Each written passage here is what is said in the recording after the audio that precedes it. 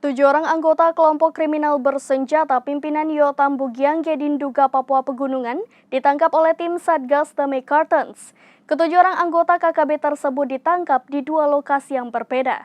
Penangkapan tersebut terjadi setelah baku tembak antara aparat dan KKB di Nogoloid pada Jumat 26 Mei 2023.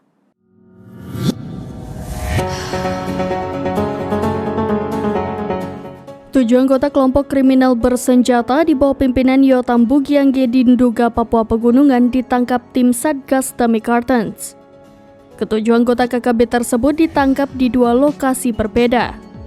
Mengutip Tribun Pekanbaru.com, Kapolres Nduga AKBP Rio Alexander Panelewen mengatakan, 7 orang terduga anggota KKB tersebut sudah diamankan. Pihaknya akan mendalami peran masing-masing pelaku. Lanjut Rio kepada pers pada Rabu 31 Mei 2023, ia mengungkapkan penangkapan tersebut berawal dari kontak tembak tim Satgas Damai Kartens kontra KKB pada Jumat 26 Mei 2023 lalu. Rio mengatakan petugas berhasil pukul mundur KKB. Menurut Rio, baku tembak tersebut terjadi usai mobil patroli aparat ditembaki oleh KKB. Kelompok KKB tersebut melarikan diri ke arah Sungai Dibini usai menembaki mobil aparat yang tengah berpatroli. Rio mengatakan KKB kelompok Yotam Bugiangge kembali terdeteksi merapat ke kampung Nogoloid 2 hari pasca kontak tembak, yakni pada hari Sabtu dan Minggu.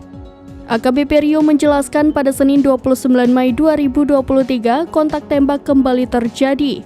Ia menduga kelompok KKB tersebut hendak mencari makan. Pihak kepolisian berhasil menangkap 2 orang diduga KKB kelompok Yotam. Sehari setelahnya pada Selasa 30 Mei 2023, tim Satgas Damai Kartens kembali meringkus 5 anggota KKB lainnya.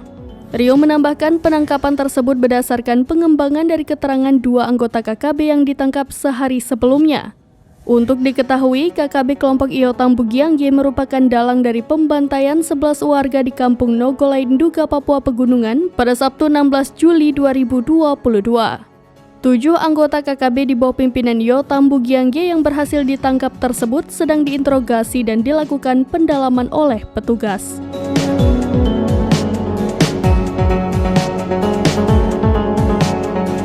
Demikian informasi terkini Syedaralun. Saksikan terus berita lainnya di kanal YouTube Serambi News, website dan Facebook serambinews.com.